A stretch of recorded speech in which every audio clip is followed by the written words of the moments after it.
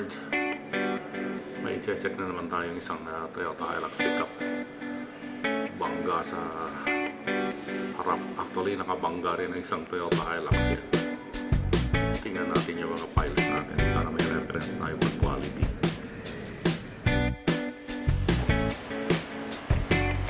Nakaangat na yung pinaka-bonnet to.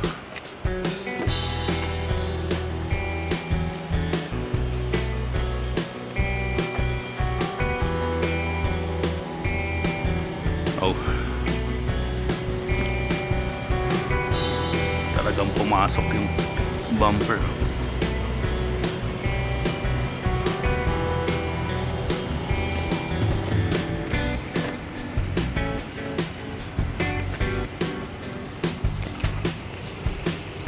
Oh. Umangat na siya.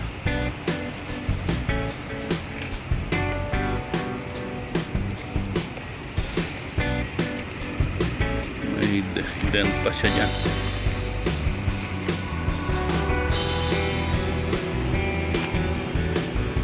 Marami pa lang bangga ito. Meron pa dyan.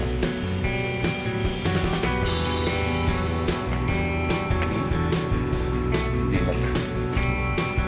dapat kasi ito pinakugasan muna. Oh, pumasok pa yung bumper niya sa likod. Pero ang pinaka-concern sa harap lang.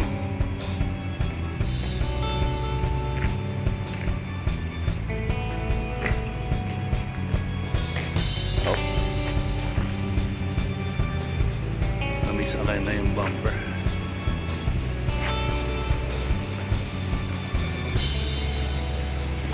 Tara.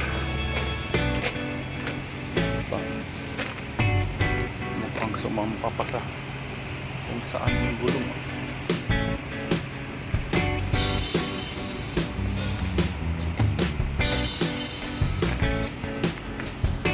Process natin yung dokumento nito para mapalabas ka agad. Parada natin dun sa malapit sa atin.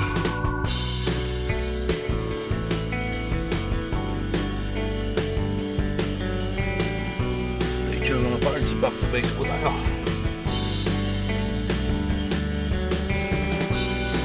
Parada.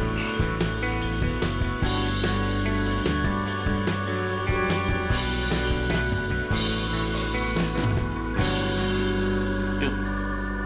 Ito yung titignan natin. Parehong Toyota Hilux yan. Parehong 2014 din. At ang insurance natin pareho din. Ibig sabihin parehong Dubai Municipality vehicle ito. Ang insurance company yan. Parehong-pareho. Kahit hindi natin naintindihan, parehong-pareho ang pagkakaguhit ng Arabic. Ito yung titignan natin yan. Kung titignan natin yung mga files niya. Ito. Ngayon kakayan. Dahil ito yung bumangga doon sa bumper sa likod na isang Toyota Hilux. So, ang pinaka-concern natin dyan is yung alignment dito. Alignment ng grill dito sa bonnet. Yung dugtungan nito sa kadugtungan dyan, kailangan pare-parehas. Yung alignment dito, kailangan pantay-pantay yan. Saka yung clearance, ganun din dito. Yung clearance dyan, saka clearance doon. Kailangan pare-pareho. Pare-pareho ang taas, pare-pareho ang size ng gap. Yun yung pakaingatan. Saka yung mga clips doon sa ilalim at clips doon sa ibabaw. So, tara, samahan niyo ako mga fans. Tingnan natin yung outcome ng repair. Good morning mga parts! It's a Tuesday morning, 6:40 AM. Nandito na naman tayo sa parking area. Meron tayong isang Hilux pickup na i-check. C45. Oh, 19641. Hindi kaya ito yun. Ito yung so nandito na tayo. Check natin.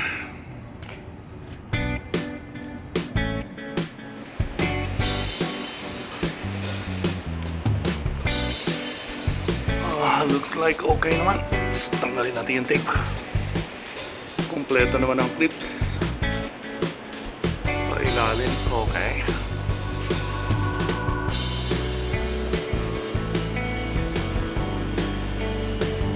Okay, kompleto.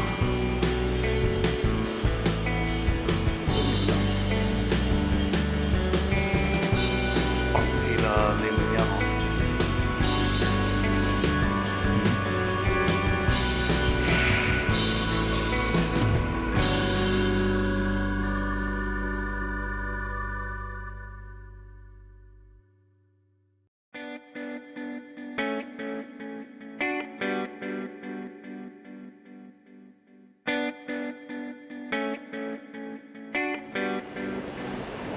Resulta dito sa ilalim.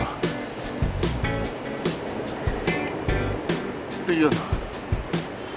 Naayos na yung nandito. So, pariyan lang naman yung concern kahapon. Yung paint sack dito.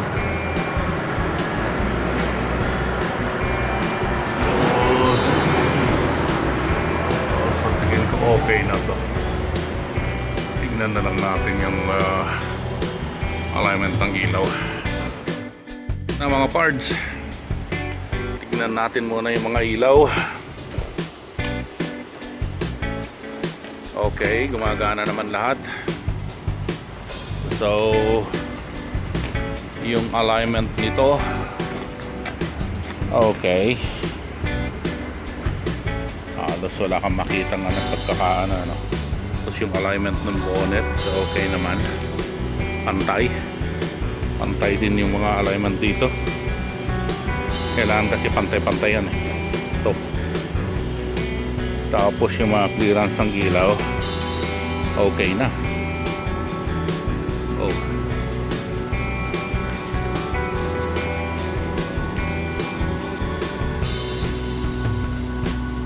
So, tingnan natin dito sa loob. Bukas natin yung bonnet. Ayun, pero patay na natin yung mga ilaw. Nakakasilaw. Dito kaya. Okay naman. Pantay-pantay din. Halos wala kang makitang ano. Agdaw-dawa-daw ako namin ito Ilocano. Ibukas natin yung bonnet nito. Yeah.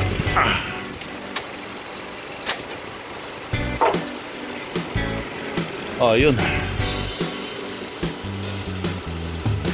May adjust na yung clearance dito. Masikip kahapon to eh. Kung makikita nyo itong pagitan nito saka dito yung puti ng ilaw.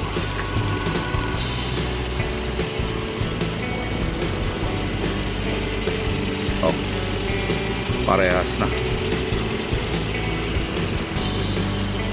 Pero kung kotse ito, kung bubusisiin mo, hindi papasa. Pero pa-phase out na rin kasi itong mga pickup namin. Bakit hindi papasa? Tingnan natin ha. Ito,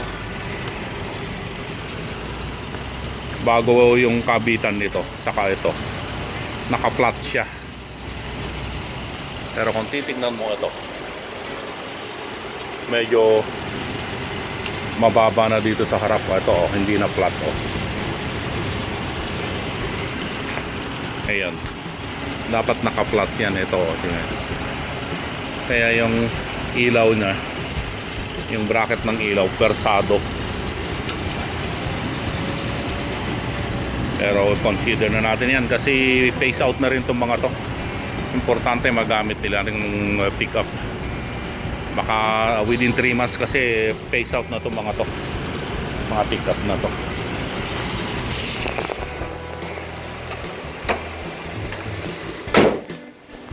So ayun mga parts, palabas na natin to.